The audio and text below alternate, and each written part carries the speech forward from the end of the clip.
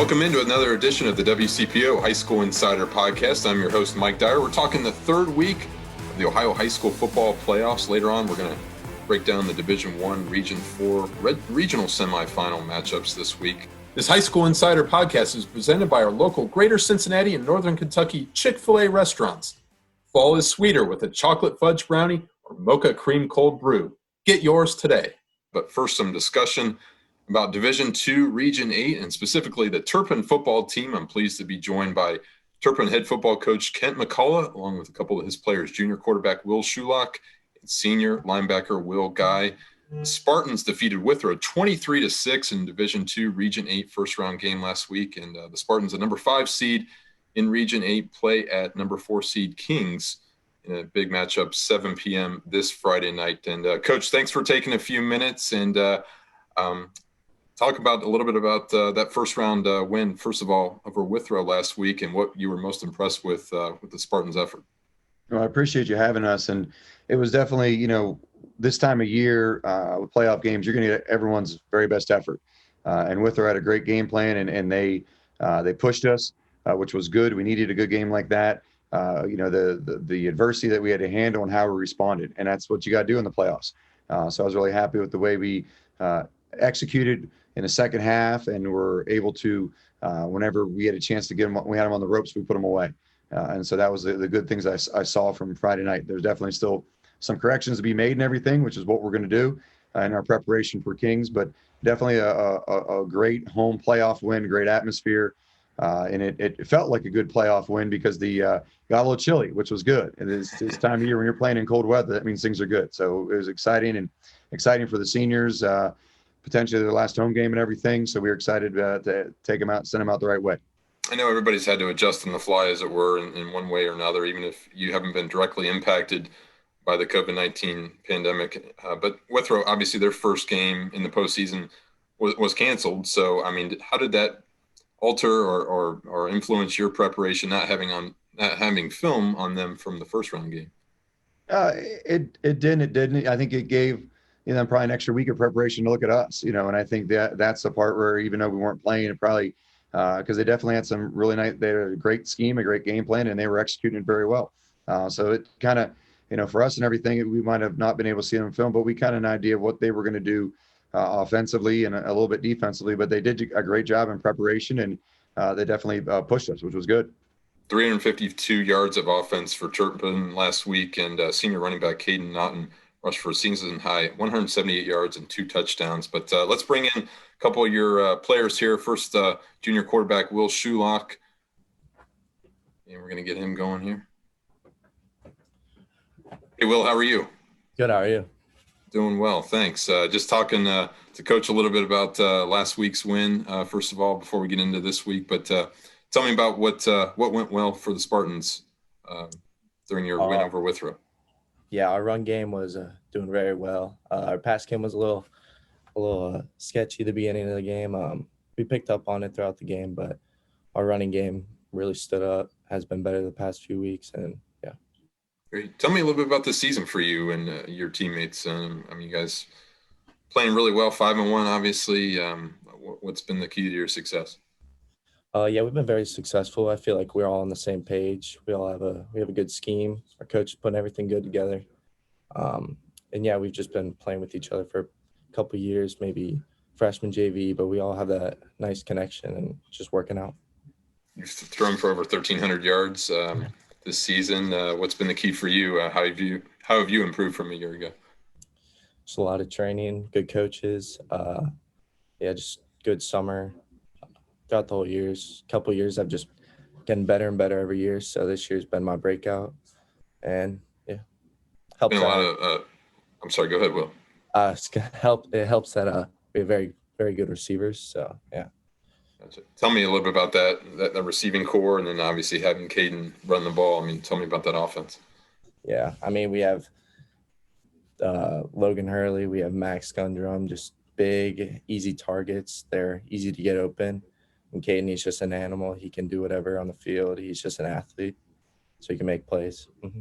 Great. Tell me a little bit about playing for Turpin, and there's a great football tradition there. what it's meant to you in your career now as as a junior now, but you will be a senior next year, obviously. But tell me a little bit about just what it's like to play for Coach McCullough. Oh, it's great. He knows what he's doing. He knows everything. And we all, like, even the whole team coaches, we just have a great bond, and it fits well together, and we all just work well together. Yeah. How much fun are you having? A lot. Yeah. Especially in this playoff. That's great. That's great. What's your first thought on playing Kings Friday night? We got to beat them. We're going to put a good scheme together and everything. Coaches know what they're doing. Film, everything. It's just gonna beat them. How unique was it not to play them in the regular season, but now playing them in the playoffs? It's different. It's very different because before we would normally get a see on how everyone's doing, like their game plan, but it's kind of hard going in not knowing anything about them. I mean, yeah, we do have film on them, but it's different in games. So great. Well, I appreciate the conversation. I'm going to bring in your teammate, senior linebacker Will Guy here, if you want to. All right, thank you. Bring him into the conversation. Good luck to you, Will. Thank you.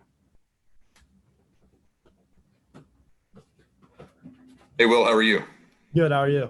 Doing well, thanks. Kind of similar questions I asked your teammate there. But first of all, how's the season been going for you guys, and what do you point to that is the key to success for you guys right now? 5-1 record. Our season's been going pretty well. As a defense as a whole, we've been playing pretty well, stopping the run, giving up a couple big plays here and there, but overall we've executed just our game plans. We've always been trying to be sound in our responsibilities and just do our 1/11th, as Coach McCullough always says. You know, the offense is getting a lot of spotlight, obviously, but defensively, you guys have been playing really well. Tell me about limiting Withrow to 6 points last week. What's working well defensively? Our defensive line is great this year. We're returning almost everybody with varsity experience, and our 2D tackles, Ben Cushman and Gabe Asbury, are great at keeping the linebackers free. And our secondary is playing well too. We just gave up a couple big plays to let them get a touchdown. But other than that, we played pretty sound defense. I know you have 3 sacks. Is that correct on the season?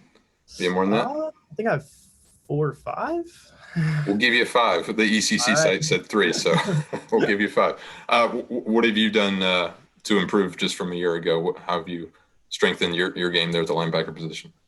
I've learned a lot from our new linebacker coach, who actually played here 2 years ago when I was a sophomore, Hunter Pembleton. He's taught me a lot, and it's been good having a full off season. I was able to keep lifting through the quarantine, having a bench at my house, so got a little stronger there, and just working out during the summer with the team. We always push ourselves, and it was great to get better as a whole.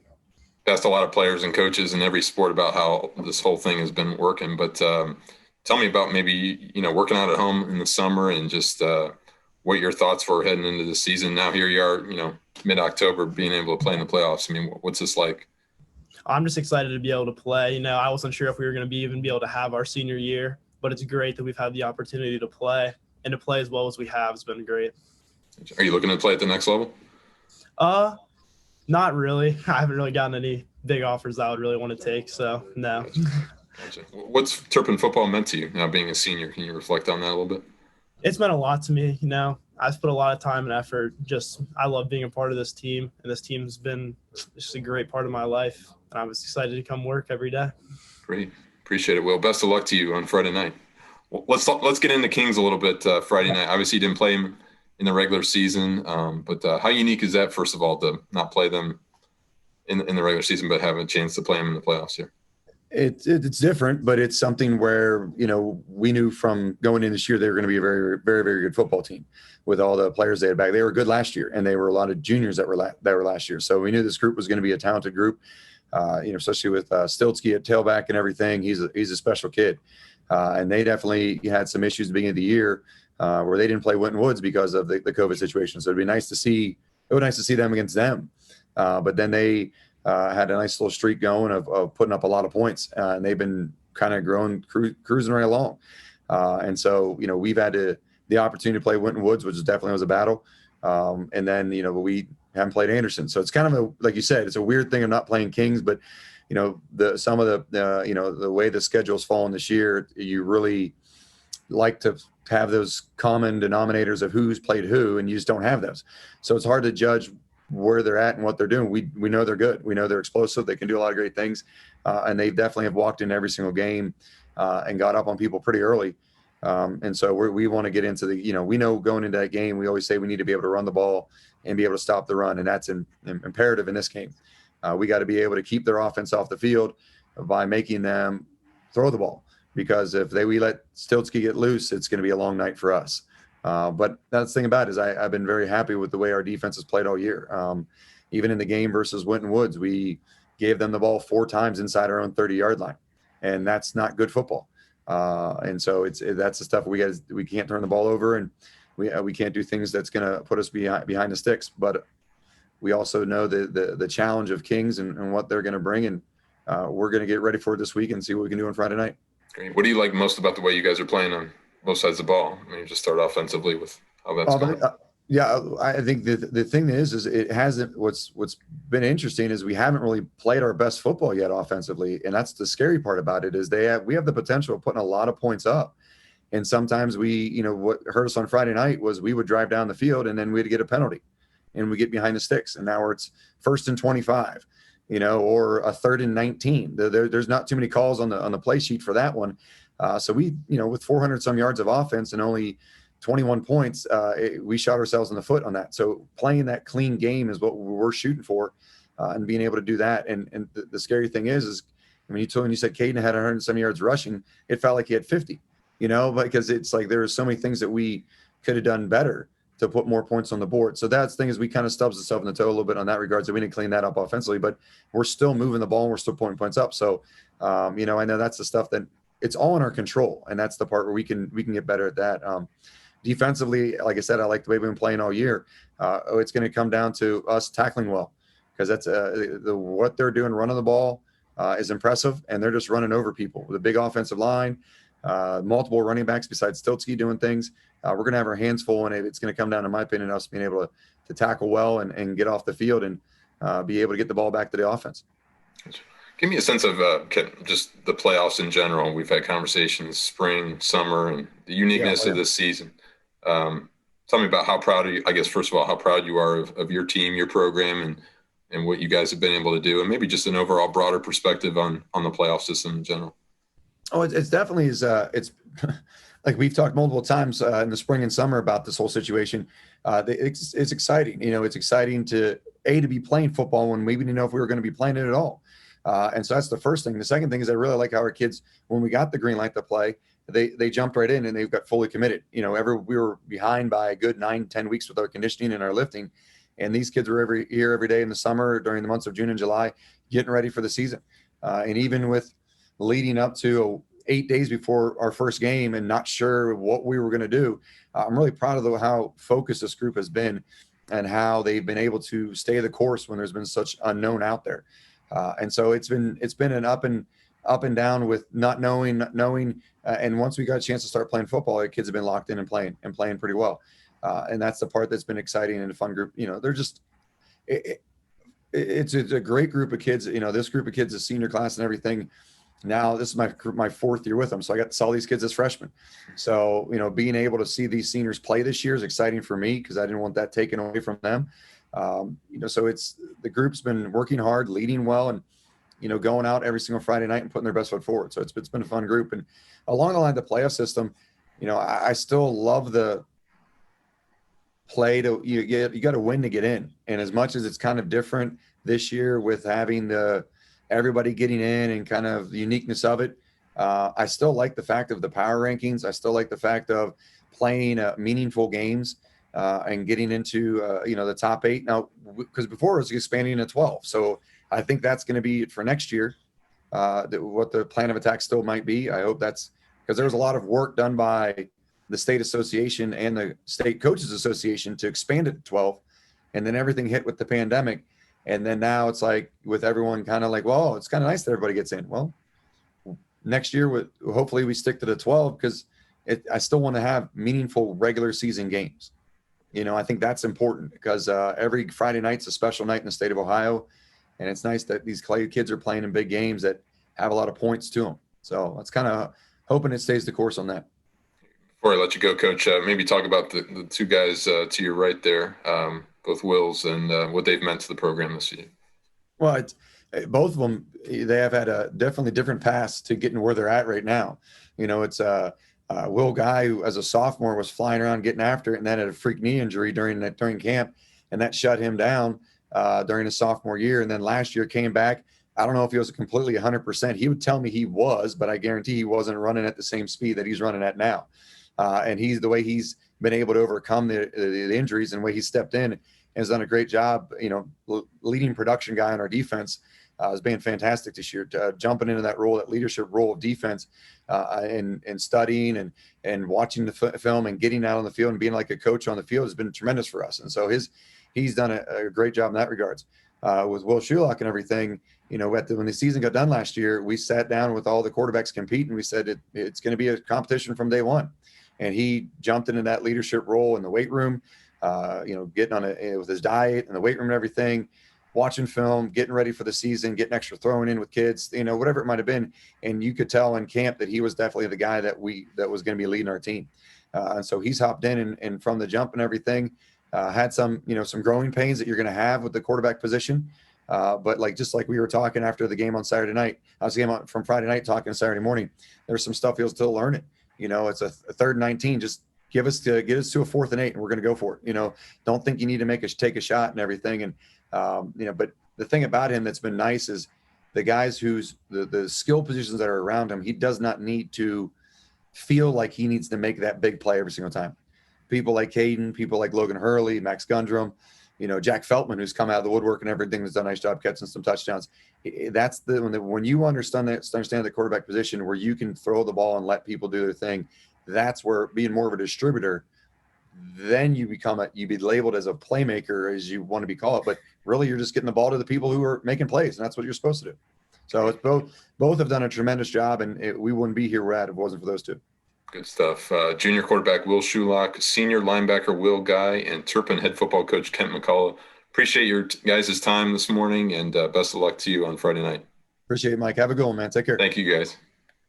Well, obviously some great insight there from Turpin head football coach Kent McCullough and his junior quarterback Will Shulock and senior linebacker Will Guy. They have a big game, obviously, coming up at Kings Friday night as part of a Division II Region 8 quarterfinal. These two Eastern Cincinnati Conference rivals didn't meet in the regular season, but certainly a lot of stakes have been raised for this Friday night in the playoff game there.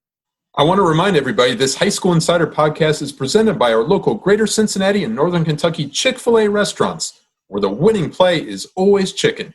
Log into the Chick-fil-A app for easy ordering. Now moving on to Division I Region 4, where we're in the regional semifinal round this week. Two big matchups, obviously. Colerain at Lakota West. I'm going to be in Westchester on Friday night to see that rematch.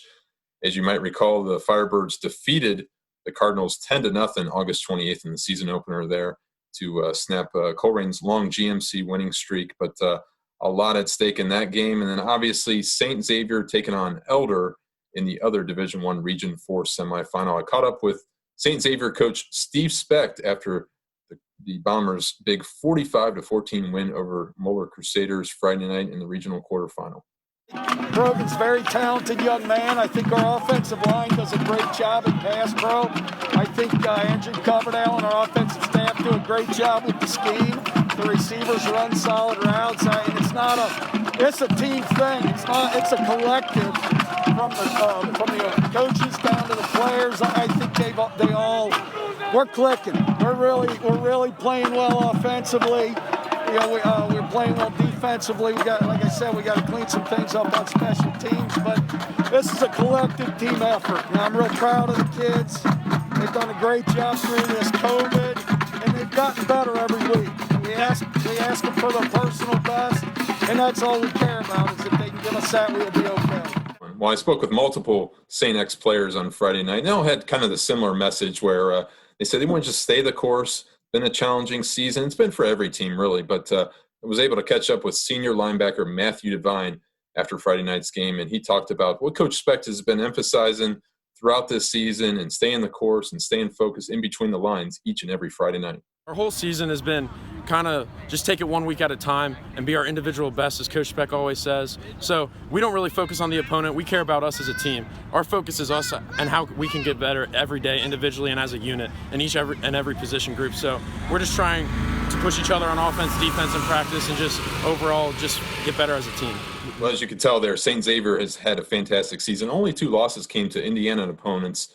Obviously, very formidable teams there with Brownsburg and Indianapolis Cathedral. But as Coach Speck alluded to Friday night, they're playing well. They're clicking on all cylinders, offensively, defensively, on special teams. They gave up that one long touchdown on the kickoff return by Moeller. But all in all, I think the Bombers are really riding high right now, going into another big matchup against Elder, a familiar opponent. They defeated 38-24 back in the regular season in September. So we'll keep tabs of all the playoff games for you throughout all the divisions this weekend. Be sure to catch us on Friday Night Frenzy with Caleb No, as we have highlights with Keenan Singleton and Reggie Wilson. Also, check out some of the coverage on WCPO.com this week. I have a story about the debate among Cincinnati area coaches about the Ohio high school football playoff system. As it were, everybody made the playoffs this year, obviously, during this unique time and the shortened season during the pandemic. But in 2021, the OHSA has announced that each region will expand from 8 teams to 12 teams going forward. But there's still some debate there with some of the coaches. You want to check out my article as they talk about some of these coaches like the fact that every team has a chance to make the playoffs, and you'll find out the reasons why if you read the story. That's all we have for you this week. I will talk to you next week.